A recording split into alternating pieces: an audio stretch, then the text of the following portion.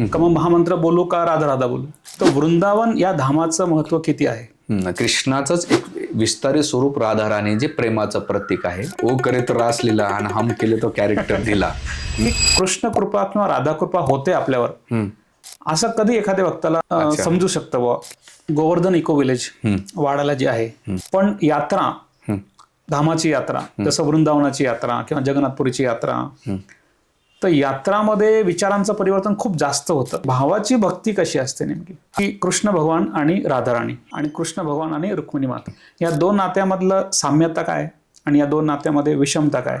येऊन रेल्वेत प्रवास जरी असलो तर ते 4:30ला उठून नाही का रेल्वेमध्ये सुद्धा एसी मध्ये सुद्धा ते जप करताना पाहिलं. मी जेव्हा तुमच्या दोघांना कधी बघतो असं वाटतं की तुम्ही त्या शोले पिक्चरचे दोन हिरो सारखेच आहात. पण त्या शोले पिक्चर मध्ये एक गब्बर सिंग नावाचा डॉन होता. तसं डॉन कोण नाही. डॉन अध्यात्म, भगवद्गीता आणि इस्कॉन या विषयावर सामान्य माणसाच्या मनामध्ये जे प्रश्न असतात त्या प्रश्नांचे उत्तर घेण्याकरता याच्या आधी आपण 2 पॉडकास्ट कंडक्ट केले आणि खूप चांगला प्रतिसाद आपल्याला लाभला. त्यामुळे आपण आता 3रा पॉडकास्ट कंडक्ट करत आहोत आणि आपल्याबरोबर नाशिक इस्कॉन टेम्पलमधले मारुती प्राणदास प्रभूजी आहेत. प्रभूजी खूप खूप नमस्कार. धन्यवाद. कसे आहात प्रभूजी तुम्ही. छान आहे प्रभूजी. खूप छान रिस्पॉन्स मिळाला पहिल्या 2 पॉडकास्टसाठी आणि खूप सारे प्रश्न आम्हाला आले. तर आपण आता 3रा पॉडकास्ट सुरुवात करूया. सर्वप्रथम तुमचा आभार, तुम्ही इन्व्हिटेशन दिल्याबद्दल या पॉडकास्टसाठी. हो, धन्यवाद. प्रश्न प्रभूजी असा आहे की बऱ्याच ठिकाणी मंत्र जो जपला जातो, काही ठिकाणी ओम नमः शिवाय जपला जातो, काही ठिकाणी गायत्री मंत्र जपला जातो आणि काही ठिकाणी जसं ओम म्हणतात ना, वेगवेगळे मंत्र जपले जातात. आणि आपण इस्कॉनमध्ये महामंत्र जो आहे तो जपण्यासाठी सांगितला जातो. तर कधी कधी असा प्रश्न पडतो की मग मी हा जपू का तो जपू का तो जपू, कुठला मन जपला पाहिजे. तर त्याबद्दल थोडंसं सांगाल तर. छान प्रश्न विचारलेला आहे. तर सर्वप्रथम तुम्ही हा प्रश्न विचारल्याबद्दल आभार व्यक्त करतो. खरं तर जसं आपण हॉस्पिटलमध्ये केलं गेलं तर तिथं बऱ्याच प्रकारचे रोगी पेशंट्स असतात, म्हणजे पेशंट्स असतात.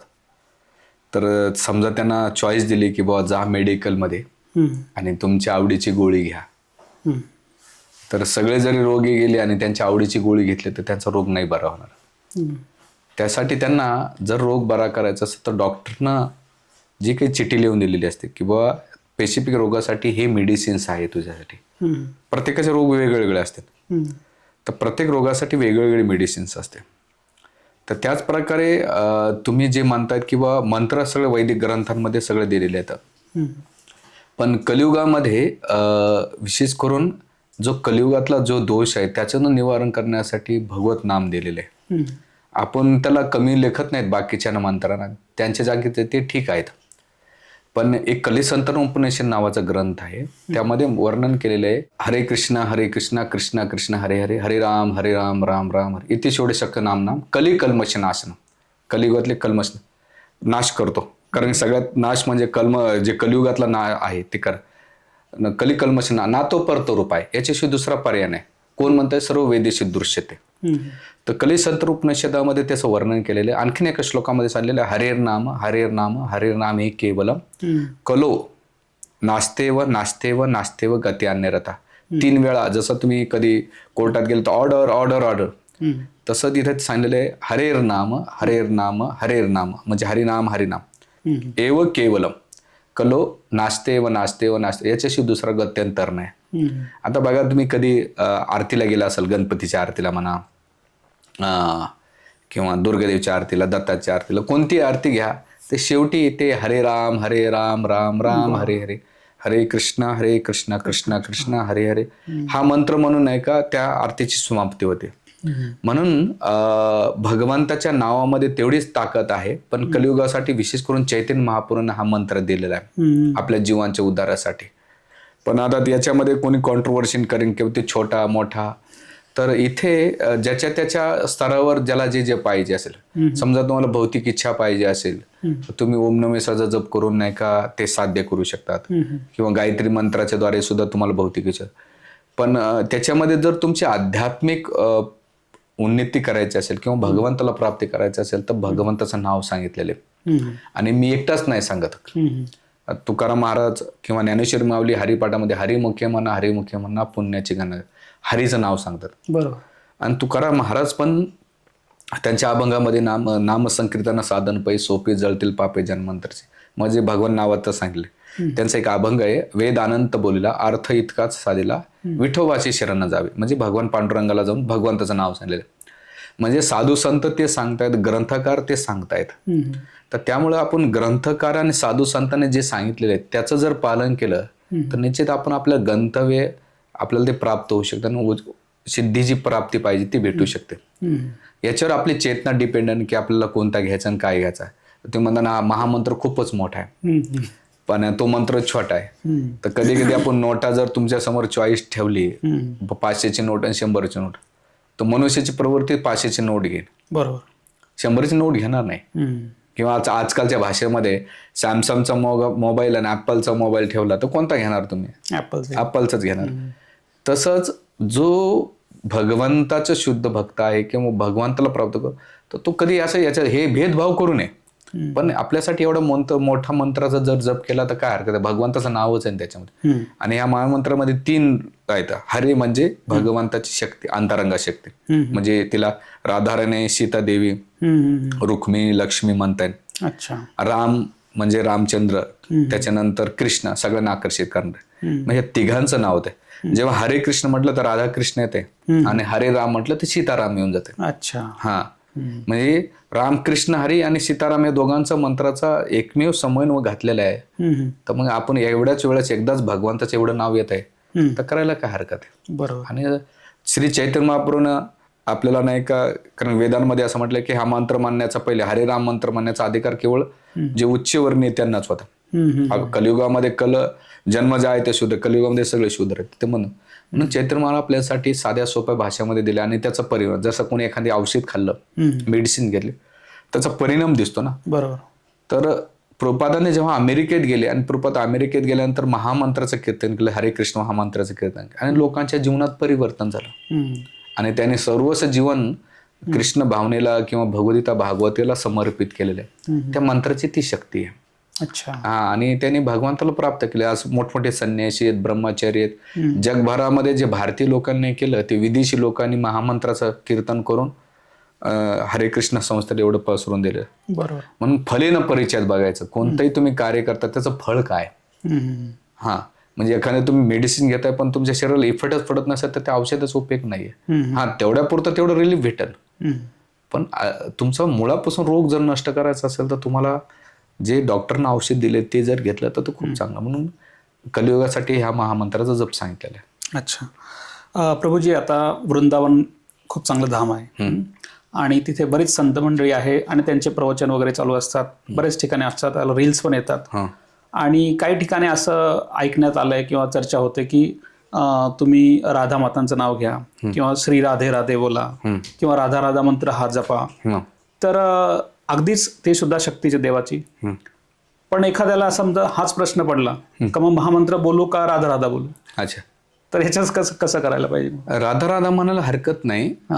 जसं तुम्ही कधी वडाचं झाडाचे बीज आणलं पिंपळाचं तर तुम्ही लावलं ते येत नाही. पण जर ते कावळ्यानं खाल्लं आणि त्यांनी जर विष्ठा त्याग केली तर आपोआप काय होत आहे, ते कुठे भिंत असेल किंवा एखादी बिल्डिंग असेल तर त्या बिल्डिंगला तिथून पिंपळाचं झाड, वडाचं झाड येते. जे लावलेलं येत नाही तिथे येतं. का बरं? ते जी खाल्लेली विष्ठा त्याग केल्यानंतर तिथून त्याची निर्माण होते. अच्छा. तसंच इथे जे राधानाम जप करण्यासाठी असं केलं तर त्याची वांछित फळ प्राप्त होणार नाही. पण जेव्हा गुरुच्या मुखातून तुम्हाला कोणी जरी ती गुरु दीक्षा दिली, अच्छा, आणि जेव्हा गुरु दीक्षा दिल्यानंतर ती वांछित स्थिती प्राप्त होती, असं केल्यानंतर तेवढा भाव येत नाही. पण गुरुनं जर तुम्हाला ऑथेंटिक करून दिलं तर त्याच्यातून ती जी तुम्हाला सिद्धी पाहिजे ती भेटते. तर आम्ही कधीच म्हणत नाही राधा राधा जप करू ना. वृंदावनमध्ये सगळे राधेचा जप करतात. पण राधेचा एकटा जप करण्यापेक्षा जर राधाला काय आवडतं, बरोबर, तिला कृष्ण आवडतं आणि कृष्णाला कोण आवडतं, राधा आवडते, तर दोघांचा एकत्र जप केला तर काय हरकत आहे. बरोबर. हा, याच्यात ज्याची त्याची चॉईस आहे, काही इथे बळजबरी नाही की बाबा राधा राधाच म्हणा. पण आपल्या ग्रंथकाराने दिलेले आहे की बाबा दोघांना शक्ती आणि शक्तिमानाला वेगळं करू शकत नाही. जसं अग्नी आहे, अग्नीपासून त्याचा प्रकाश आणि उष्णता वेगळं नाही करू शकत. ते जर तुम्ही काढले तर अग्नी राहू शकत नाही. जसं सूर्य आहे, सूर्य आपल्याला कसा निघाला कळेल की जेव्हा सकाळी उठल्यानंतर त्याचे पहिले प्रकाश बाहेर पडतो, किरण येतात, नंतर सूर्य येतो. तसंच जे सूर्यकिरण आहे ते भगवंताची शक्ती आहे ना, आणि सूर्य ते भगवंत आहेत. बरोबर. अग्नी ते भगवंत आहेत आणि त्याचा प्रकाश आणि उष्णता ही भगवंताची शक्ती. शक्ती आणि शक्तिमानला आपण वेगळं नाही करू शकत. कोणी शक्तीच्या माग लागत असेल आणि शक्तिमानला सोडून देत असेल ते चालणार नाही. तर दोघांना, शक्ती आणि शक्तिमानाला जर समन्वय जर साधून जर केलं तर दोघंही प्रसन्न होतात आणि भगवंत प्राप्ती होऊन जाते. त्यामुळं याच्यामध्ये ज्याचे त्याने निर्णय घ्यावा. पण मी जे उदाहरण दिलं, गुरुच्या मुखातून जर तुम्हाला दीक्षा भेटली आणि ते केलं तर हरकत नाही. पण कलियुगामध्ये श्री चैतन्य महाप्रभू जे अधिकारी व्यक्ती येतं, जे वृंदावन आज तुम्ही पाहतायत, त्याच्यामध्ये षेड गोस्वामी येतं. त्या षेड गोस्वामीने रूप सनातन, जीव गोस्वामी, सनातन गोपाल भट्ट गोस्वामी, जे काही गोस्वामी आहेत त्यांनी जे वृंदावन स्थापन केलेलं आहे, त्याने हरे कृष्ण हा मंत्राला प्राधान्य दिलेलं आहे. बरोबर. आणि राधाराणीचा जप करण्यासाठी त्याला खूप मोठा भाव लागतो. याच्यामध्ये सहजिया होतात किंवा भावनिक लोक होतात, जे सेंटिमेंटल लेवलला. आणि म्हणून त्यासाठी आपल्याला जे गुरु शिष्य परंपरेतून आल्यानंतर जे ज्ञान भेटते, त्या ज्ञानाच्या आधारे जर तुम्ही साधना केली तर तुमची ती सिद्धी प्राप्त होईल. एवढं सांगू. पृथ्वीवरती भारताला अध्यात्म दृष्टीने खूप महत्व आहे. आणि भारतामध्ये जर विचार केला, म्हणजे चैतन्य महाप्रभूंची जर आपण जीवनी वाचली तर त्याच्यामध्ये त्यांनी सुद्धा वृंदावनाला ते गेले आणि तिथे त्यांनी खूप सारे जे स्थान होते, लीला होत्या, त्याचं म्हणजे प्रकाशित केलं. आणि षड गोस्वामींच्या माध्यमातून सुद्धा खूप सारे मंदिरं किंवा त्या लीला जागृत करण्यात आल्या. तर वृंदावन या धामाचं महत्व किती आहे, अच्छा, असा मला प्रश्न विचारायचा होता. खरं सांगू, भगवंत आहेत ना, श्रीकृष्णाला आवडतं धाम म्हणजे वृंदावन आहे. आणि जसं भगवंताची गोलोक वृंदावन आणि ह्या धामात काहीच फरक नाही. आज तुम्ही कधी वृंदावनला गेला तर तिथल्या बिल्डिंग्स, तिथले लोक पाहून, तिथलं वातावरण पाहून तुम्हाला असं वाटतं नाही, अरे आम्ही शास्त्रामध्ये जे वाचलेलं वृंदावन, ऐकलेलं वृंदावन आणि हे वृंदावन खूप वेगळे. तर वृंदावन धामाला पाहिजे असेल तर तुमची चेतना शुद्ध लागते. भौतिक चेतनेनं किंवा भौतिक उपलब्धीनं तुम्ही जेव्हा जाताना वृंदावन, तर तुम्हाला भौतिक दृष्ट्या ते प्रकाशित. पण तुमचं हृदय जर अंतःकरणातून शुद्ध असेल तर तुम्हाला त्या वृंदावन धामाची प्राप्ती होते. म्हणून वृंदावन हे भगवंताचं धाम आहे. भगवंताचं सानिध्य प्राप्त करायचं असेल तर वृंदावनला गेलं पाहिजे. आणि भगवंताच्या सगळ्या लीला, ज्या माधुरी लीला म्हणतात भगवंताने, ज्या गोलोक वृंदावनमध्ये होत नाही त्या ह्या वृंदावनमध्ये होतात. जसं पूतनावत, आगासूर, तुर्नावत, बकासूर किंवा यमासूर. भगवंताने सगळे असुर जे मारले ते गोकुळ वृंदावनमध्ये मारलेत. आणि मेन गोलोक वृंदावनमध्ये त्या लीला होत नाहीत, त्या लीला इथं होतात. आणि मग भगवंत त्या लीलाच्या माध्यमातून आपल्याला आकर्षित करतात. आणि आज बी तिथं 12 वन आहे, यमुना वाहतीये, त्याच्यानं गोवर्धन पर्वत आहे, तिथली ब्रजरेती आहे, तिथले ब्रजवासी येतात अजून बी. खाली आपले भाव जर चांगला असेल तर ते धाम आपल्याला आज बी दिसेल. जर भाव नसेल, बाबा रील पाहतो मी आणि जाऊन येतोय, आपण बाकी बिहारीचं दर्शन घेतलं नाही, बाकी बिहारीच्या व्यतिरिक्त सुद्धा षड गोस्वामी टेम्पल आहेत. म्हणून चैतन्य महाप्रभू म्हणतात की वृंदावनला पाहायचं असेल तर सगळ्यात मनाचं आपल्या ज्या हृदयातल्या काम वासना आहे ती नष्ट झाली पाहिजे, तेव्हा तुम्ही त्या वृंदावनचा अनुभव घेऊ शकता. नाही तर फिजिकली बॉडीने तुम्ही तिकीट काढून जाता पण तो अनुभव, फिलिंग येणार नाही. आणि त्यासाठी भगवंताला प्राप्त करायचं असेल, म्हणजे भगवंताचं घर कुठं असेल ते वृंदावन आहे. अच्छा, म्हणजे कोणी म्हटलं भगवंत कुठं राहतात, तुम्हाला जा वृंदावनमध्ये. वृंदावनमध्ये तुम्हाला भगवंत दिसतील, भेटतील. बरोबर. गोवर्धन इको विलेज वाडाला जे आहे आणि ते राधा स्वामींच्या इच्छेने खूप चांगलं तिथे आता डेव्हलपमेंट झालेली आहे. रिसेंटली तिथं जायचा योग आला, आम्ही तिथे गेलो होतो. पण तिथे ज्या पद्धतीने ते इतकं छान बनवलेलं आहे ते बघितल्यानंतर असे माझ्या मनात भाव आले की जर त्याची प्रतिकृती इथे बनवलेली आहे वृंदावनाची समजा, आणि ती इतकी छान दिसते, तर मग ते किती छान असेल असा विचार मनात आला. तर हे खूप छान आहे की आपण मंदिरं बनवत होतो याच्या आधी, पण इस्कॉन तर्फे वाड्यामध्ये हे जे गोवर्धन इको विलेज बनवलेलं आहे, ज्याला मला वाटतं युनेस्को मार्फत पण मोठा अवॉर्ड मिळाला आहे. तर अशा प्रकारच्या धामांचं जरी बनवलं गेलं तरी सामान्य माणसाच्या मनामध्ये तिथे जाण्याची इच्छा निर्माण होते. तर तुम्ही याला कसं बघता? जसं एखादी ॲडव्हर्टाईज असते ना, जाहिरात, त्याची खूप ॲडव्हर्टाईज केल्यानंतर जेव्हा आपण ते पाहतो ऐकतो तर ओरिजिनल आपल्याला जाण्याच होतं. बरोबर. तसं सर्वसामान्य लोक कधी वृंदावनला जाऊ शकत नाही. आणि आपल्या शास्त्रामध्ये आपल्या शेठ गोस्वामी सांगितलेलं की तुम्ही जिथे जाता तिथे धाम म्हणून 10 प्रकारचे धाम वृंदावन आज बी स्थापन केलेले आहेत. तुम्ही जयपूरला जाता तर कनक वृंदावन म्हणून आज बी फेमस आहे. तिथे राधा मदन मोहनजी आहेत. कलकत्त्यामध्ये केली नावाचे एक ठिकाण आहे, रामकेली, तिथं पण एका ते वृंदावन आहे. तर भारतामध्ये अशा बऱ्याच ठिकाणी ते वृंदावन धाम स्थापन केलेले. तर परमपूज्य राधानाथ महाराजांचा एकच दृष्टिकोन होता की काही लोक आहेत ते वृंदावनला जाऊ, मग त्यांना इथे येऊन ती कृष्ण चेतना भगवत भावना विकसित होण्यासाठी महाराजांनी ते गोवर्धन विकसित केलेले. ते करण्याच माग श्रील प्रभुपाद जेव्हा अमेरिकेमध्ये न्यू जर्सीमध्ये 3000 एकर जमीन त्यांना भेटली होती. आणि प्रभुपादाने त्यांच्या डिसायपलना सांगितलं होतं की तुम्ही इथे वृंदावन स्थापन करा अमेरिकेमध्ये. तर प्रभुपाद त्याच्या डिसायपल हो म्हटले.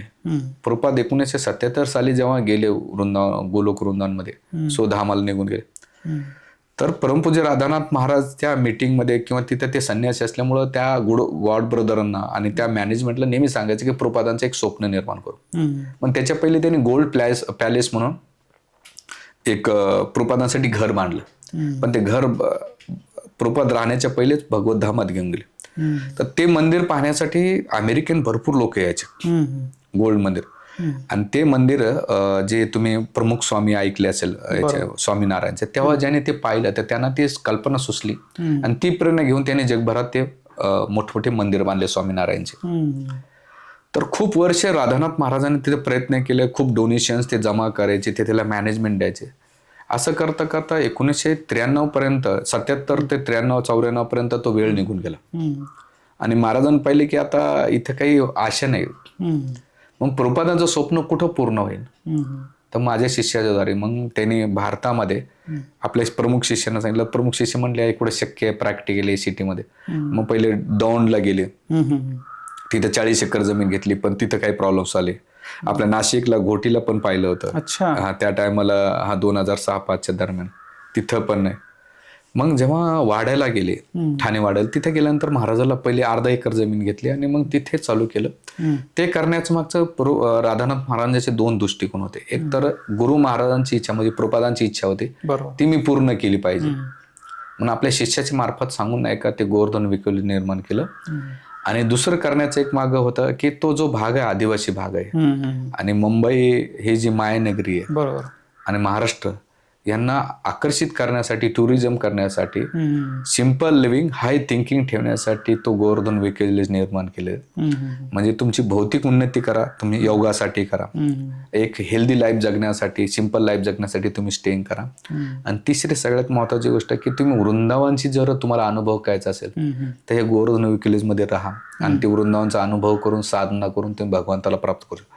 म्हणून तिथल्या प्रत्येक मंदिराला तुम्ही जेव्हा जाताना भेट करता तर वृंदावनची सेम टू सेम कॉपी प्रतिकृती गोवर्धन विकलेले केलेली.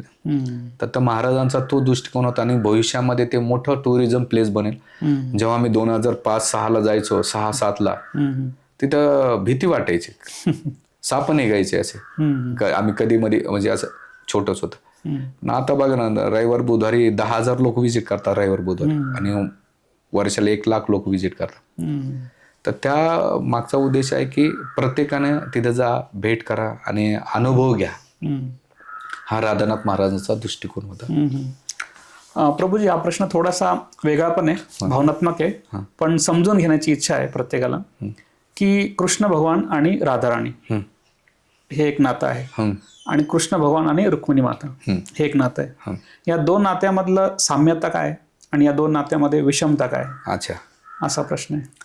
राधाकृष्णाबद्दल बरेच लोकांना गैरसमज आहे. अध्यात्मामधल्या लोकांना सुद्धा गैरसमज आहे.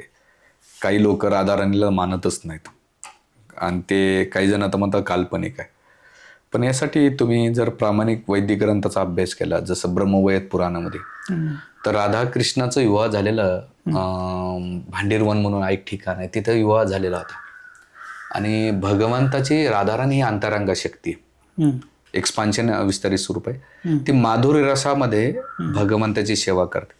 म्हणजे कृष्णाचंच एक विस्तारित स्वरूप राधाराणी जे प्रेमाचं प्रतीक आहे, जे साधकांना आश्रय प्रदान करते. तर भगवंत राधा ही कृष्णाची किती सेवा करते. इस्कॉनच्या कोण्या मंदिरात जातात तर राधाराणी ह्याच पोजमध्ये राहते. का बरं? की सेवा करणारे योग्य व्यक्ती कोणी असेल तर कृष्ण असेल. राधाराणीनं सर्व काही अर्पण दिले, त्याच्यामध्ये टर्म्स आणि कंडिशन नाही. राधाराणीचा आणखी भाव आहे ते म्हणजे कोणता? परकीय भाव. आणि रुक्मिणीचा जो भाव आहे ते स्वकीय भाव आहे. आता स्वकीय परकीय भाव तुम्हाला सांगतो, याच्यातला फरक सांगतो आणि दोघांना साम्यता सांगतो. राधाराणीला टर्म्स कंडिशन नाही प्रेमासाठी, नेम्या रात्री सुद्धा भगवंताची करू शकते. पण रुक्मिणीला लग्न झाल्यानंतर जसं आपल्या भाषेमध्ये सांगताय ना, एक घरवाली आणि एक बाहेरवाली. जी पत्नी आहे ती घरची आणि पत्नीच्या व्यतिरिक्त बाहेरची असेल ती मैत्रीण किंवा गर्लफ्रेंड किंवा XYZ. आता ती हे झालंय भौतिक जगामध्ये विकृती येते, काम वाचण्यामुळे स्त्री पुरुष आकर्षित होतात. पण कृष्णाचं तसं नव्हे. कृष्ण शुद्ध प्रेमाचं, राधाकृष्णाचं प्रेम शुद्ध आहे. तर राधाराणी ही परकीय रसामध्ये भगवंताला आनंद देते आणि रुक्मिणी स्वकीय रसामध्ये ज्या 16,108 राण्या आहेत द्वारकेच्या, त्या स्वकीय रसामध्ये त्या युवा बंधनामध्ये मानल्या. पण युवा बंधनामध्ये लिमिटेशन येतात, बंधन येतात, त्याच्यानंतर सगळ्या गोष्टी असतात. पण परकीय रसामध्ये तिथे बंधन नियम नाहीत. सगळीकडे असं प्रेम आहे की त्याला भौतिक जगाचा कोणताही प्रभाव करू शकत नाही. हा फरक आहे. आणि म्हणून भगवंताला दोन्ही रुक्मिणी आणि राधाराणी खूप प्रेम, पण भगवान विशेष करून कृष्णाला राधाराणीचं प्रेम खूप आवडतं. तर हा दोघांमधला साम्यता दोघांचं मध्ये गेले एक ऐश्वर्य भावात करते. ऐश्वर्य म्हणजे भगवंताचं जे भौतिक सौंदर्य पाहून किंवा हे, आणि इकडे राधाराणी ती भगवंतावर निष्पण प्रेम करते. असं काही हे नव्हते, साधारण होते. म्हणून द्वारकेमध्ये रुक्मिणी करते आणि वृंदावनमध्ये राधाराणी प्रेम करते. हाच दोघांचा फरक आहे, एक परकीय रसात आणि एक स्वकीय रसात. राधाराणी यांना कृष्ण भगवंतांची हृदयानी शक्ती किंवा लादनी शक्ती, आनंदमय शक्ती असं म्हटलं जातं. तर त्याचं थोडंसं काय, म्हणजे त्याचा अर्थ काय? हे खूप मोठं तत्व आहे आपल्या शास्त्रामध्ये. लादनी शक्ती म्हणजे भगवंताचं विस्तारित स्वरूप. अच्छा. आणि ही शक्ती काय करते? कृष्णाला कसा आनंद भेटेल यासाठी ती प्रयत्न करते. म्हणजे स्वतःचा विचार करण्यापेक्षा राधाराणी कृष्णाचा विचार जास्त करते. राधाराणी बरोबरच्या बाजूला सख्या बघताना ललिता, विशाखा, इंदुलेखा, चित्रलेखा, सुदेवी, ह्या जेवढ्या सख्या आहेत त्या राधाराणीला हेल्प करतात. राधाराणी कृष्णाची सेवा करतात. पण राधाराणी म्हणते की माझ्यापेक्षा दुसऱ्या गोपी जर आनंद देत असेल तर मी त्यांना हेल्प करायला. अच्छा. हा, म्हणजे तिथे सगळ्या गोपींचा भाव काय, कृष्ण कसे प्रसन्न होते, आनंद कसे देत. तर लादनी शक्ती काय करते? कृष्णाला आनंद देण्याचं काम करते. हा, आणि लीला शक्तीमध्ये त्याच्यामध्ये आनंदी शक्ती असते, स्लादिनी शक्ती किंवा संविधनी शक्ती, अशा शक्तीचे वेगवेगळ्या प्रकार असतात. त्या लीलानुसार नाही का त्यांचा भाव बदलत असतो. पण एक प्रमुख लादनी शक्ती म्हणजे भगवंताला आनंद किंवा प्रेम करणं ही भावना त्या शक्तीतून निर्माण होते. चैतन्य महाप्रभू यांचा जो लीला आहे किंवा त्यांच्याबद्दल जे वाचलंय थोडंफार, त्यांचा जो अवतार आहे किंवा त्यांचा जन्म आहे तो कुठेतरी कृष्ण भगवंत आणि राधाराणी यांचा एक रूप आहे असं ऐकण्यात आलं किंवा वाचण्यात आलं. तर ते काय आहे थोडं सांगू शकता? श्री चैतन्य महाप्रभू म्हणजे 500 वर्षापूर्वी गौड जे बंगाल आहे तिथे त्यांचं प्रागट्य झालं होतं. कलियुगामध्ये याचं चैतन्य महाप्रभूंचं वर्णन श्रीमद भागवताच्या 12व्या स्कंदामध्ये कोणते कोणते अवतार आहेत. तर त्याच्यामध्ये भगवान बुद्धांचा अवतार आहे, चाणक्य, चंद्रगुप्त चाणक्यांचं वर्णन आहे, आणि चैतन्य महाप्रभू आणि कलियुगामध्ये कल्की अवतार, या 4 लोकांचं वर्णन भागवताच्या 12व्या स्कंदामध्ये. तर त्याच्यामध्ये चैतन्य महाप्रभूंचं वर्णन आहे की आपल्या संगपांग पार्षदा, म्हणजे पार्षद सहद येऊन नाही का, तर संकीर्तन ये जे मेधसा बुद्धिमान वेळेसाठी संकीर्तन करा. तर हे चैतन्य महाप्रभू कोण आहेत? तर श्रीकृष्ण चैतन्य राधा कृष्ण नाही अन्य, म्हणजे राधा कृष्णाचं एक कॉम्बिनेशन जर पाहिलं गेलं तर चैतन्य महाप्रभू आहेत. म्हणजे राधाराणी सारखं त्यानं गोल्डन कलर धारण केलेला आहे. अच्छा. आणि भाव जो राधाराणीचा आहे तो भाव धारण करून त्यांनी कृष्ण प्रेम वितरित केलेले. याचं कारण असं झालेलं आहे की जेव्हा भगवंत प्रल्हाद महाराजाला, आता हे चैतन्य चरितामृत ग्रंथ आहे त्याच्यामध्ये हे सगळं वर्णन आहे. नरसिंहदेव जेव्हा प्रगट झाल्यानंतर त्याने प्रल्हाद महाराजांना प्रेम केलं. त्यांना असं वाटलं की किती प्रेम, मला ते वात्सल्याचं प्रेम कसं भेटेल, म्हणून भगवंत रामचंद्र अवतार घेतला. अच्छा. आणि तिथे वात्सल्य प्रेमाचा आनंद घेतला की दशरथ महाराजांनी कौशल्याने कसं प्रेम केलं, पुत्रवत प्रेम केलं. बरोबर बरोबर. पण त्यामध्ये त्यांनी पाहिलं की अरे आपल्या याच्यापेक्षा वात्सल्यापेक्षा माधुर्य रसाचा जास्त आनंद आहे, सीतादेवी जास्त आनंद घेते. मग तो आनंद कसा प्राप्त करायचा, तर मग भगवान रामचंद्रानं कृष्ण अवतार घेतलाय. आणि कृष्ण अवतारामध्ये तो आनंद घेतला. पण त्याच्यामध्ये त्यांना कृष्णानं वाटलं की अरे नाही, माझ्यापेक्षा जास्त आनंद सीतादेवी घेते, आपल्या राधाराणी घेते. मग राधाराणीचा भाव तो अनुभव करण्यासाठी कृष्णाने चैतन्य महाप्रभूंचा अवतार घेतला. आणि राधाराणीचा भाव जाणून कसं कृष्ण प्रेमाचा आनंद आहे. मग नेहमी संकीर्तनामध्ये हे राधे, हे कृष्ण, हे गोविंद, गोपाल, असं ते एखाद्या पर्वताला पाहिलं की ते गोवर्धनचे स्मरण व्हायचे, एखाद्या नदीला पाहिलं की त्याने यमुनाचं स्मरण व्हायचं, गायीनं पाहिलं तर गोपसखांचं स्मरण व्हायचं, आणि ते भावविवर व्हायचे. म्हणून चैतन्य महाप्रभू हा भगवंताचा अवतार आहे. आणि आपल्याला कलियुगामध्ये त्याने नाम संकीर्तन दिलेले की या बद्ध जीवांचा उद्धार अस्त्र-शस्त्र घेऊन नाही चालणार, कारण सगळे कलियुगामध्ये पतित जीवात्मा आहे, ह्याला शस्त्र मारून काही उपयोग होणार नाही. मग यांचा उद्धार पतित पावन म्हणून चैतन्य महाप्रभू. तर तुम्ही इस्कॉनच्या कोणत्याही मंदिरात गेलात की एक दोन हात उभे असलेले दोन मूर्त्या दिसतात. तर बाजूला नित्यानंद प्रभू आणि दुसरीकडे चैतन्य महाप्रभू. आता नित्यानंद प्रभू कोण आहेत, हे बलरामजीचे अवतार आहेत. अच्छा. आणि चैतन्य महाप्रभू हे भगवान कृष्णाचे अवतार आहेत, जे 500 वर्षापूर्वी येऊन गेले. आणि त्यांनी ह्या जगामध्ये केवळ कमी वेळामध्ये आले, आणि कमी वेळामध्ये येऊन त्यांनी लीला केल्या. आणि लीला केल्यानंतर जगन्नाथपुरमध्ये टोटा गोपीनाथ आहे, तिथून ते आंतरधाम स्वधामात नेऊन गेलेले. अच्छा. हा. वृंदावनामध्ये जितक्या लीला झाल्या त्या लीलामध्ये कलियुगामध्ये एक शब्द वापरला जातो, रासलीला असं म्हणतात. आता ते आध्यात्मिक लोकांना माहिती आहे त्यातलं स्तर किती उंच असेल, पण कलियुगामध्ये त्याचा विपरीत अर्थ घेतला जातो. किंवा स्पेसिफिकली आता जे कॉलेजचे मुलं आहे, यंगस्टर्स आहे, आणि स्पेशली नवरात्राच्या पिरियडमध्ये दांडिया वगैरे खेळतात, आणि दांडियाचं ते बॅनरला टाकतात रासलीला वगैरे. तर नक्कीच हे त्याचा खरा अर्थ तो नाहीये. मग तुम्ही काय गाईड कराल ह्या पिढीला त्याबद्दल? बरेच वेळा रासलीलेबद्दल ओ करे तो रासलीला आणि हम केले तो कॅरेक्टर दिला. बरोबर. हा म्हणजे लोकांचं असतं की म्हणजे राधाकृष्ण लीला केल्या तर चालतात, पण आम्ही केलं तर आमचं कॅरेक्टर दिला आमच्यावर. पहिली गोष्ट, राधाकृष्णाच्या लीला समजण्यासाठी तुम्ही तेवढ्या लीलापर्यंत नका जाऊ. म्हणून भागवत समजण्यासाठी सुखदेव गोस्वामीने एक परंपरा आणि एक सिक्वेन्स दिलेली आहे. भगवंताची पहिली महानता समजली पाहिजे, नंतर मधुरता कळेल तुम्हाला. म्हणजे पहिले 9 स्कंदाचा अभ्यास करा, आणि 10 स्कंदापर्यंत आल्यानंतर 10 स्कंदानंतर भगवंत रासलीला नाही केली तर पहिले असुरांचा वध केला. पहिले कृष्ण कोण आहेत, राधा कोण आहे हे पहिले समजून घ्या. बरोबर. तर भगवान कृष्णाने गोवर्धन पर्वत उचललेला आहे. म्हणजे तुम्ही रासलीलाच एक पाठ नका बघू, गोवर्धन उचललंय. भगवंतानं अग्निपान पण केलेलं आहे, मोठमोठ्या असुराला मारलेले, मोठमोठ्या पुन्हा जसं पाहिलं तर कालियासोबत युद्ध केलेले. आपण साप पाहिलं तरी पळून जातो. आपण काय करतो, देवाला अनुकरण करण्याचा प्रयत्न करतो. बरोबर. म्हणून सांगण्याचा मुद्दा असा आहे की राधाकृष्णाच्या ज्या रासलीला आहेत ते समजण्यासाठी तुम्हाला पहिल्या शास्त्राचं अध्ययन करावं लागतंय. आणि त्यांच्यामध्ये त्या रासलीला आहे ते आपल्यासारख्या विकृत नाही, काम वासनेवर आधारित नाही. आपण जे रासलीला खेळतो, रास दांडिया म्हटलं जातं, तिथे केवळ देवी केंद्र असतं नावाला, पण ती स्त्री पुरुष कुणाला आकर्षित करण्यास असते. पण भगवान कृष्ण राधा राणी एकदम शुद्ध प्रेमामध्ये नृत्य करतात, आणि ते किती करतात, ब्रह्माजीचे 1 रात्र करतात. अच्छा. आणि तेवढंच कृष्णाचं वय किती होतं, किती असेल, 14-15 16 नाही 8-9 वर्षाचे भगवंत. अच्छा. राधा राणी 7-8 वर्षाची होती. आता मला सांगा, कोणत्या 7-8-9 वर्षाच्या पोरामध्ये काम वासना असते, मुलींमध्ये कुठं असते? मिनिमम कोणामध्ये, स्त्री पुरुषामध्ये एक लौकिक आकर्षण 15-16 वर्षानंतर वाढते. कृष्णाने खूप कमी वयामध्ये रासलीला खेळले.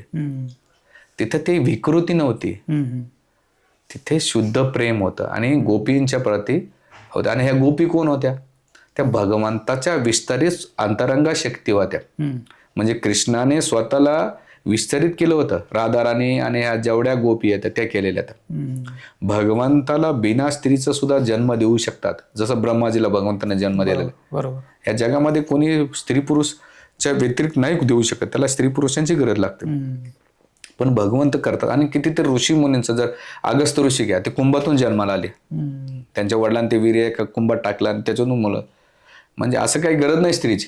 तसंच भगवंताचं जर तुम्ही रासलीला घेता तर एकच सांगेल, तुम्ही रासलीला हे समजण्यासाठी भौतिक दृष्टिकोनातून नका बघू, आध्यात्मिक दृष्टिकोनातून आणि भागवताचा अभ्यास करा आणि त्याचं अनुकरण करू नका. अनुकरण करायचं असेल तर बाकीचे गोवर्धन बी उचला, अग्निपान बी करा, मोठमोठ्या आजारांसोबत खेळा, नंतर ते अनुकरण करा.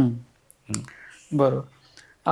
जसं वृंदावनाचं आपण आधी चर्चा केली आणि तसंच एक खूप म्हणजे स्पेसिफिकली कृष्ण भगवानबद्दल जर म्हटलं गेलं तर मायापूर धाम, जिथं चैतन्य महाप्रभूंचा जन्म झाला मला वाटतं, तर त्या धामाला तितकं महत्व आहे, तितकं लोक जातात, दर्शन घेतात, जगन्नाथपुरीला जातात. तर वृंदावन धाम आणि मायापूर धाम, तर या दोन धामामधलं साम्यता काय वाटते आणि विषमता काय वाटते असं? अच्छा, कलियुगामध्ये जसं आपल्याकडे अष्टपुरी म्हटल्या जाते, त्याच्यामध्ये अयोध्या येते, कांची येते, पुन्हा अवंतिका येते, जगन्नाथपुरी येते, बद्री येते. त्याच्यामध्ये एक मायापूर म्हणून येतं. मायापूर, बरोबर. मायापूर म्हणजे औदार्य धाम आहे. ते अपराध तुम्ही एखाद्याकडून मानसिक आणि शारीरिक अपराध झाले तर त्या अपराधाला क्षमा केल्या जातात मायापूरमध्ये. अच्छा. आणि मायापूर हे गंगाच्या तटावर कलकत्त्यापासून 130 किलोमीटर अंतरावर आहे. तर तिथे चैतन्य महाप्रभूंचा आविर्भाव झालेला आहे. आणि त्या धामामध्ये चैतन्य महाप्रभूंचा अनुभव घ्यायचा असेल तर तिथे औदार्य धामामध्ये तुमच्याकडून काही अपराध झाले ते क्षमा करून भगवंताची कृपा भेटते. पण वृंदावनमध्ये तुम्ही काही अपराध करता तर अपराधाला क्षमा नाही, तिथे त्याला दंडच भेटतो. अच्छा. म्हणजे तिथे जाऊन जर कोणी काम वाचण्याचं भावनेने गेला असेल तर पुढच्या जन्मात माकड होईल, हे त्याची भावना झालीत. किंवा त्याच्या जीवनामध्ये त्याला पुन्हा तिथे केलं तर तिथे कुत्र्याच्या, डुकराच्या, मांजराच्या ह्या योनीमध्ये जन्म. पण मायापूरमध्ये तसं नाही. मायापूरमध्ये तुमच्या सगळ्या अपराधाला, तुमच्या चुकाला माफ केलं जातं, पण वृंदावनमध्ये नाही केलं. वृंदावनमध्ये जायचं असेल तर तुमचं शुद्ध अंतःकरण लागतं. आणि जेव्हा तुम्ही शुद्ध अंतःकरणानं जातात तेव्हाच तुम्ही वृंदावन धामाची महिमा समजू शकतात, अन्यथा नाही. पण चैतन्य महाप्रभूंचं जे धाम आहे, कलियुगासाठी विशेष करून धाम आहे, ते मायापूर आहे. मायापूर. आणि मायापूरला गेल्यानंतर तिथे भगवंत प्राप्तीचा साधा सोपा मार्ग दिलेला आहे, भगवंत नाम दिलेलं. प्रभूजी, आता तुम्ही बऱ्याच वर्षापासून सेवा करतायत आणि मंदिरमध्ये आहात आणि तुमच्या वातीने भगवद्गीता आणि भागवतमचं तुम्ही प्रवचन पण देतात. आणि एक शब्द असतो अनुभूती, म्हणजे अनुभव. तर जसं आपण गुलाबजाम खाल्ला तर आपल्याला एक चांगली अनुभूती येते, एक चांगला रस होता. तर तुमच्या ह्या प्रवासामध्ये अध्यात्माबद्दल किंवा देवाबद्दल तुम्हाला कधी जाणवलं का, अनुभूती येते किंवा छान तुम्हाला अशी काही, म्हणजे त्याबद्दल तुम्हाला काही तसं काही सांगायचं असेल सांगू शकता? अच्छा, हा सगळा कठीण प्रश्न आहे. अनुभूती म्हणलं याच्यात दोन प्रकारे, सांगितलं तरी गडबड होते, नाही सांगितलं तरी दोन्ही कुणबी होते. पण एकच अनुभूती सांगेल की आनंद भेटतो भक्तीमध्ये. अच्छा. एक म्हणजे एवढ्या वर्षे मी जे काही घालवले, एखादी गोष्ट मनुष्य कधी एखाद्या वेळा 2 वेळा करेल, पण एवढ्या वर्षी नाही करू शकत. बरोबर. म्हणजे याचा अर्थ काय, तिथं आनंद भेटतोय जे भौतिक संसारात नाही. अच्छा. आणि त्याच्यानंतर सगळ्यात अनुभूती काय, कीर्तनामध्ये नाचणे आणि कृष्ण प्रसाद खाणे. या 2 अनुभूती चांगल्या भेटलेल्या आहेत. बरोबर. हा.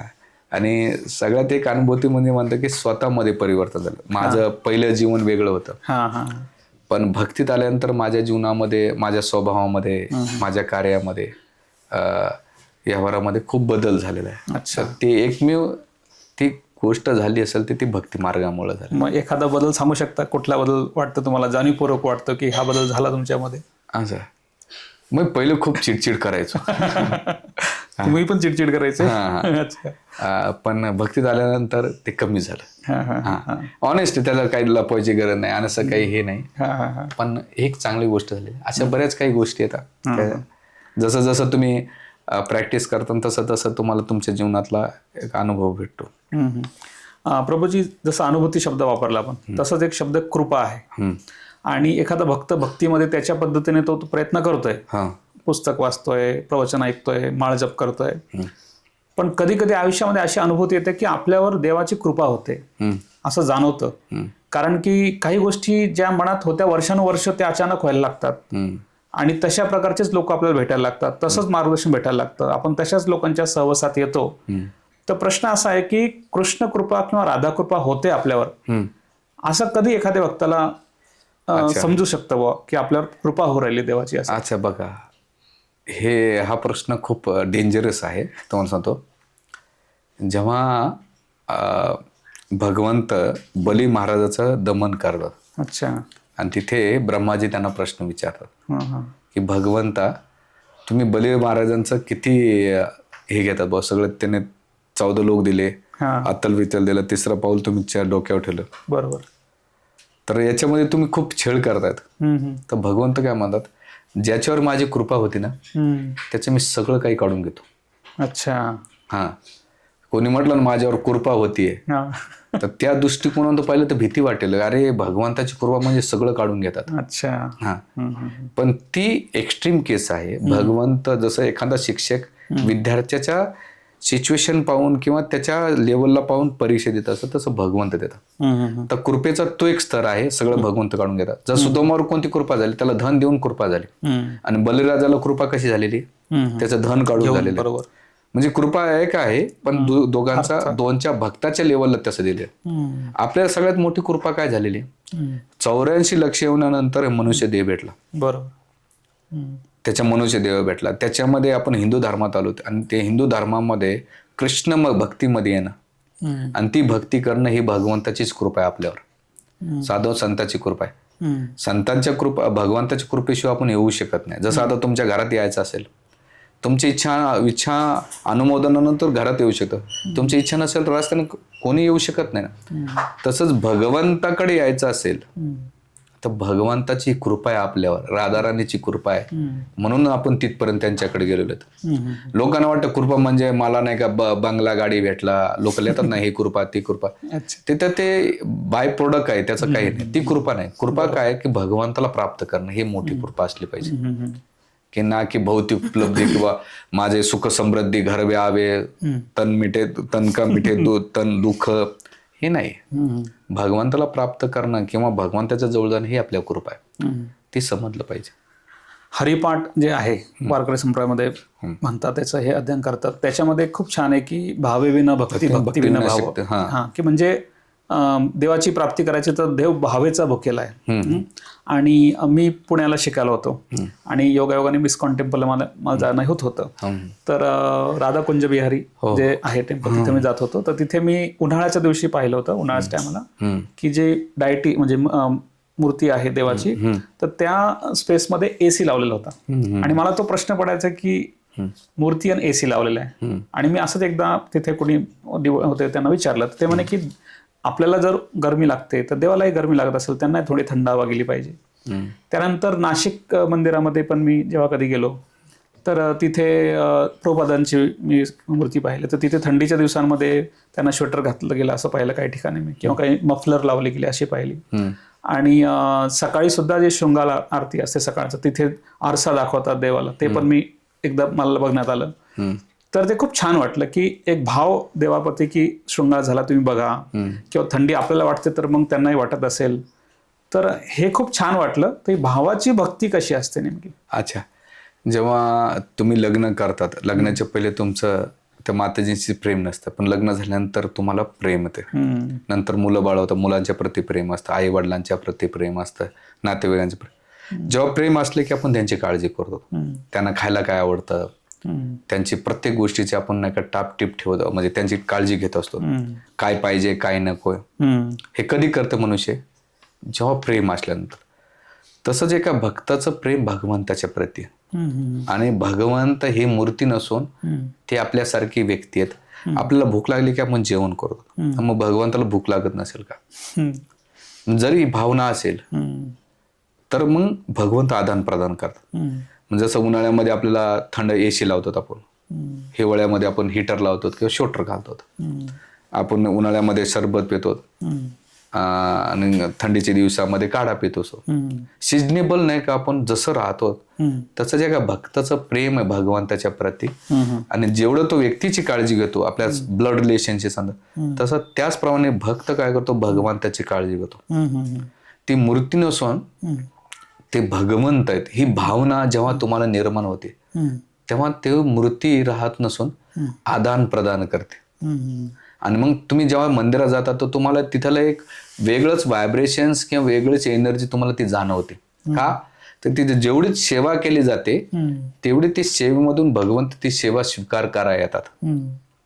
आणि ही भक्ती कशी होईल, जेव्हा तुम्ही एका व्यक्तीप्रमाणे काळजी घेतात घरातल्या, त्याचप्रमाणे तुम्ही जेव्हा भगवंताची काळजी घेता तर भगवंत तुमच्याशी आदान प्रदान करते.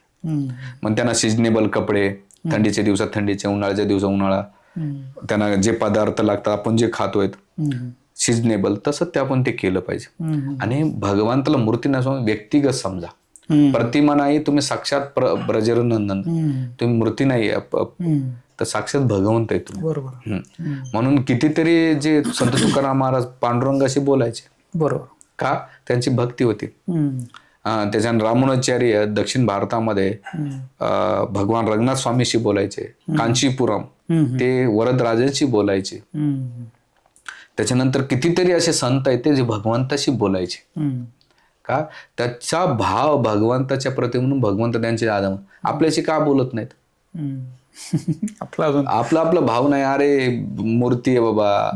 तर आपली चेतना जोपर्यंत भौतिक राहील तोपर्यंत आपल्यासाठी ती भौतिकच मूर्ती राहील. पण आपली चेतना जेव्हा आध्यात्मिक होईल तेव्हा तुम्हाला त्या मूर्तीतून अनुभव भेटेल.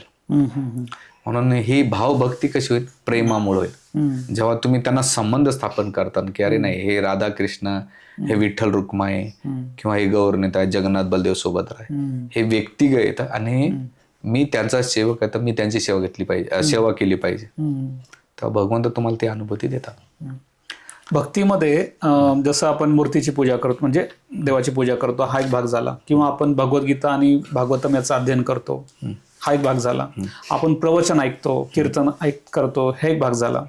पण यात्रा, धामाची यात्रा, जसं वृंदावनाची यात्रा किंवा जगन्नाथपुरीची यात्रा, तर यात्रामध्ये विचारांचं परिवर्तन खूप जास्त होतं. आपण एखाद्या यात्रेला जेव्हा जातो त्याच्यातही भक्तांबरोबर जातो किंवा तिथल्या महिमाचं जर आपल्याला गुणगान होतो तर आपल्याला भक्तीमध्ये खूप हाय स्पीडने वाढ होते असं अनुभवाला येतं किंवा अशा बऱ्याच लोकांचं म्हणणं असतं.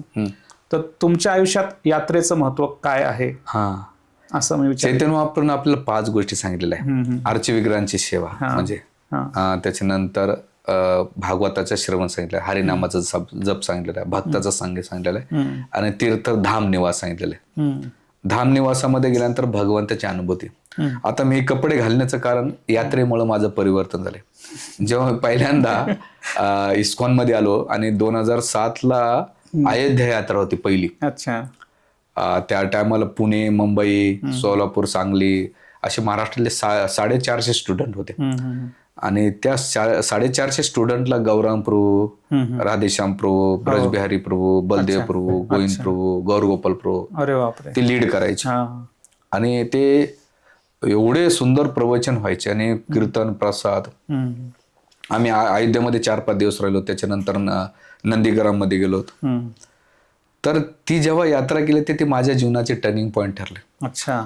म्हणले अरे की काय आनंद आहे यार.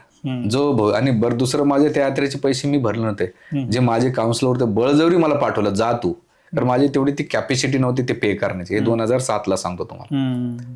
तर त्याने ते पैसे पे केले, मी जाऊन आलो आणि आल्यानंतर ठरवलं नाही हे जीवन सगळ्यात चांगलं आहे. कारण इथं कोणाची ईर्ष्या नाही, द्वेष नाही, प्रामाणिक भगवत भक्ती करतात. आणि प्रत्येक जण एक सगळ्यात महत्त्वाची गोष्ट यात्रेमध्ये पाहिलं की खूप मोठे हायली एज्युकेटेड, कोणी MBA, MTech, IIT, BTech झालेले, डॉक्टर झालेले, आणि मी एक सर्वसाधारण मनुष्य, ग्रामीण भागातला विद्यार्थी. पण माझ्यासारख्या व्यक्तीची पण लव आणि केअरिंग पाहिली. ती गोष्ट मला खूप इस्कॉनमध्ये अपेलिंग वाटली.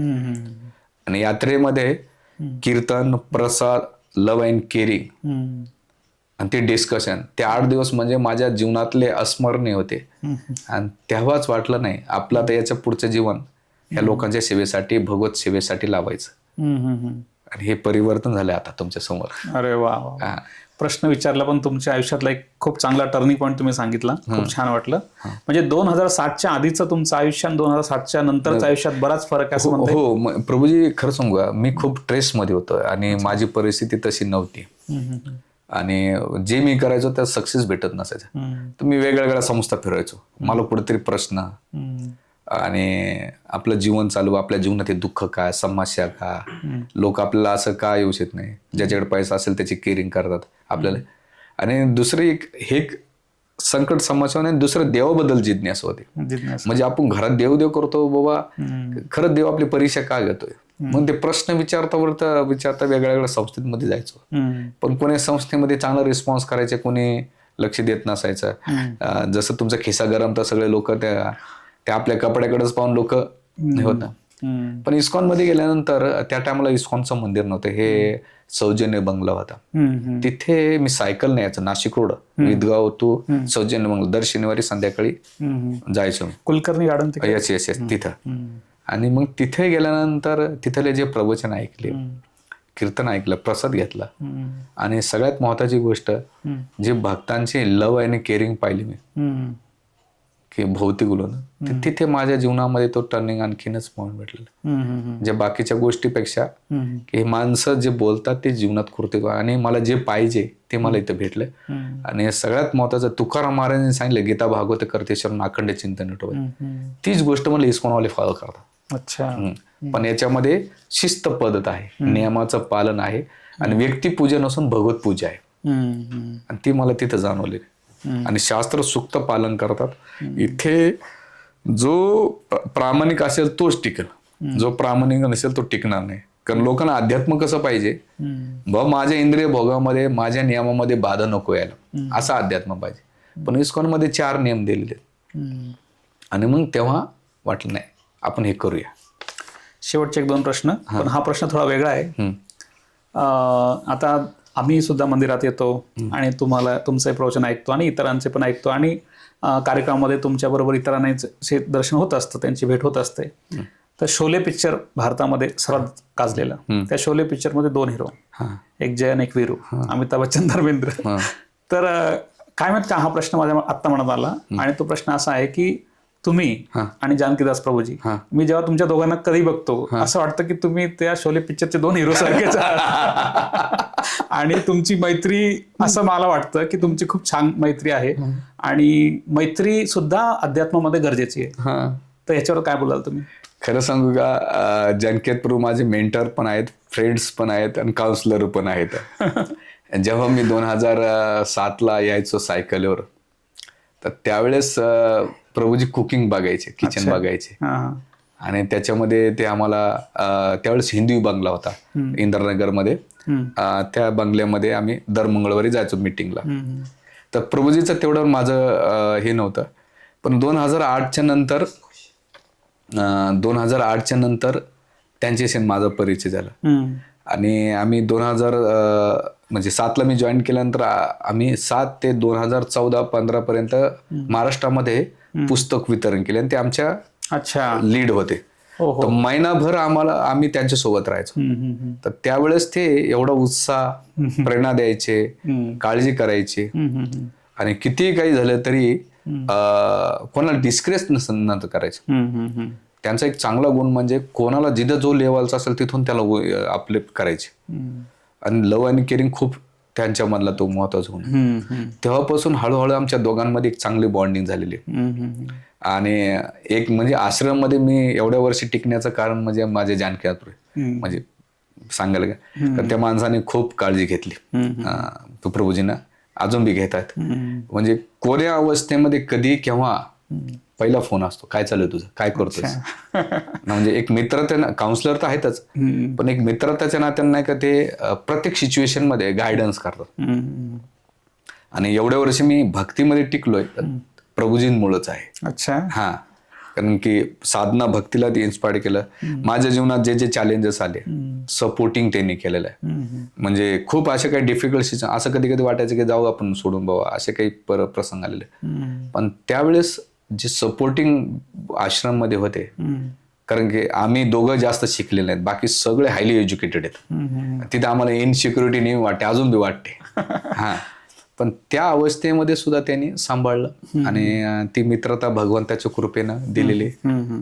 आज मी आठवड्यातून कुठे जरी असलं तर पहिले 2 फोन असतात, काय चालू आहे काय नाही. अरे वा. मग आम्ही शेअर करीत असतो आमच्या जीवनात काय होतं. कधी कधी लोकांना वाटतं साधू झालं म्हणजे आता याला काही भावना नाहीये, याच्या जीवनात काही डिफिकल्टी नाही. अरे मनुष्य आहेत आम्ही. बरोबर. कपडे घातल्यानं कोणी मोठं होत नाही. आम्हाला पण आमच्या भावना आहेत, आम्हाला विचार आहेत, आम्हाला फिलिंग आहेत.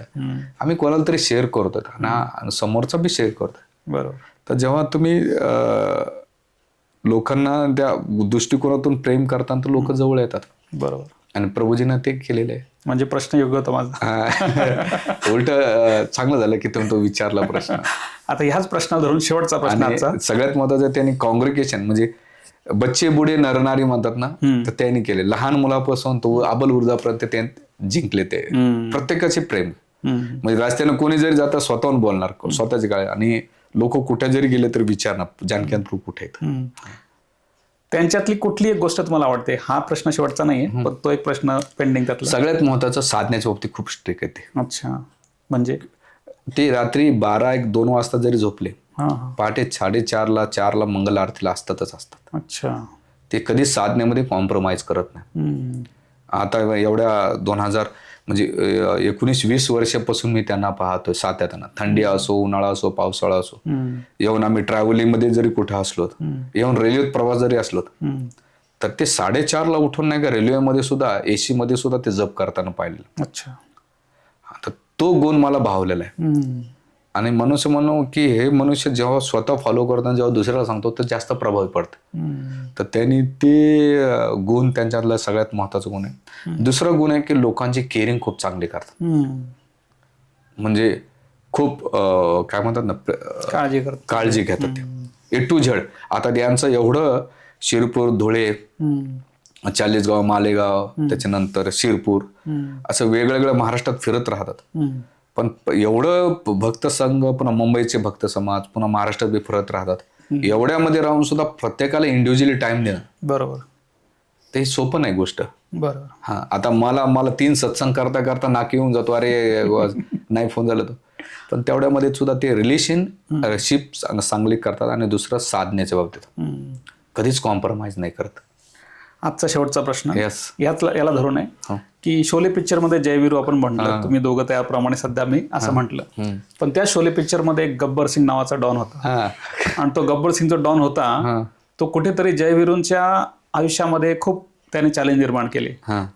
तर आता तुमच्या ह्या भक्तीच्या वातावरणामध्ये, आयुष्यामध्ये असा कोणता डॉन आहे जो तुम्हाला कुठेतरी डायरेक्टली भक्तीमध्ये अडचण आणत असेल? तसं डॉन कोण नाही. डॉन बाहेरच्या पेक्षा आंतरिक हृदयामध्ये डॉन बसलेले. अच्छा. 6 डॉन दिसले. कोणी या जगामध्ये वाईट नाही, सगळेजण चांगले हितचिंतक आहेत. सगळेजण आपल्यावर प्रेम करतात. आपलं मन हेच आपलं दुश्मन आहे आणि आपल्या इच्छा ह्याच आपल्या दोषाला कारण म्हणतात. कधी कधी आपल्या इच्छा पूर्ण नाही झाली की समोर आपण त्याला दोषी ठरवतो, पण तो त्याच्या जागी तो चांगला आहे. पण आपल्या इच्छा चुकीच्या असेल आणि समोरचा गायडन्स करत असेल तर त्याला आपण डॉन नाही ठरवत येत. तसंच आम्ही जेव्हा राहतो तर बाहेर कोणीच डॉन नाही, कोणीच गब्बर नाही, सगळे प्रेम करणारेच आहेत. तुम्ही त्याला कसं घेतात माहित नाही, हा महत्वाचा आहे. तर मी एवढ्या वर्ष आश्रममध्ये राहिलो तर सगळे प्रेम मित्र आहेत, चांगले खूप मित्र आहेत. म्हणजे सिनियर पासून तर ज्युनियर पर्यंत. काही जणांची अनुभव वैचारिक मतभिन्नता आहे पण मनाची नाही. पण प्रत्येक जण एकोणएकाला खूप प्रेम करतात, काळजी घेतात, विचारतात, ही गोष्ट आहे. पण भक्तीमध्ये जो व्यक्ती अग्रसर होतोय त्याच्यासाठी कोण असं काय गोष्ट असते, जसं मायादेवी आहे का, किंवा काम, क्रोध, लोभ आहे का, की जो त्याला भक्तीपासून असं वंचित करायचा प्रयत्न करतो? भक्तीमध्ये दूर घेऊन जाणारी गोष्ट म्हणजे तुमची इच्छा. अच्छा. जेव्हा तुम्ही एखादी गोष्ट भगवंत सोडून करतात तेव्हा ती भगवंतापासून दूर घेऊन जाते. जसं सीतेनं भगवान रामचंद्र रूपात सीता देवी होती, हरण्याची इच्छा गेली, हरिण गेलं दूर, लक्ष्मणजी गेले, भगवान रामचंद्र गेले. जेव्हा तुम्ही भगवंत सोडून जेव्हा इच्छा करतात तेव्हा तुम्ही भक्तीपासून आणि भगवंतापासून आणि भक्तापासून दूर जातात. मग इच्छा करावं असं मी म्हणत नाही, पण त्या इच्छा भगवंताकडे घेऊन जातात का, हम्म. ते असल्या पाहिजे. बरोबर. नाहीतर दुसरं कोणी घेऊन जात नाही भक्तीच्या दूर. हम्म. आपल्या इच्छा आकांक्षा आपलं मनच भगवंतापासून दूर. मग त्याला कंट्रोल करायचं असेल तर आपल्या जीवनामध्ये जसा एखादा बैल लांब पळत असेल तर त्याचा मालक काय करतो, दोरीनं कंट्रोल करतो. तसं आपल्या जीवनामध्ये आपल्या इच्छा आकांक्षाला कंट्रोल केलं पाहिजे. बरोबर. नाहीतर ती दोरी एकदा सुटली आणि एखाद्या बैलाच्या नाकात वारा शिरला तर ते कंट्रोल होत नाही. बरोबर. त्याच प्रकारे इच्छा आकांक्षा आहे ना, भौतिक वासना, ते माणसाला दूर घेऊन जातात.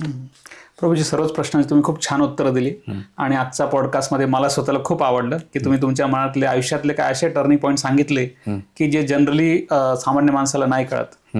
तर तुमचे मी परत एकदा धन्यवाद देतो. खूप खूप आणि धन्यवाद. असंच तुम्ही फ्युचरमध्ये सुद्धा आम्हाला वेळ देत जा, जेणेकरून अजून काही प्रश्न आम्ही तुम्हाला विचारू. येस खूप खूप धन्यवाद. धन्यवाद. हरे कृष्ण. हरे कृष्ण. हरे. तर अशा पद्धतीने आजचा जो आपण पॉडकास्ट कंडक्ट केला 3रा, ह्यामध्ये आम्ही प्रयत्न केला प्रभूजींच्या आयुष्यातले काही टर्निंग पॉईंट जाणून घेण्याचा आणि भक्तीमध्ये धामाचा आणि कृष्ण राधाराणी यांच्या संबंधांचा आणि लोकांच्या त्याबद्दल विचारांचा काही प्रश्न विचारायचा प्रयत्न केला. तुमच्याही मनात जर अजून असे काही प्रश्न असतील तर तुम्ही ह्याच व्हिडिओच्या कमेंटमध्ये तुमचे प्रश्न मांडू शकता. जर याच्यातले काही प्रश्न तुम्हाला आवडले असतील तर तुम्ही नक्की कमेंट करा. प्लस तुमच्या अशा नातेवाईकांना, अशा मित्रांना हा व्हिडिओ फॉरवर्ड करा ज्यांच्या मनात ह्यातल्या काही प्रश्नांचं उत्तर त्यांना भेटलं, त्यांना आनंद होईल. तर परत एकदा आपल्या सर्वांचे मी धन्यवाद देतो. प्रभूजी, धन्यवाद. धन्यवाद. हरे कृष्ण. हरे कृष्ण.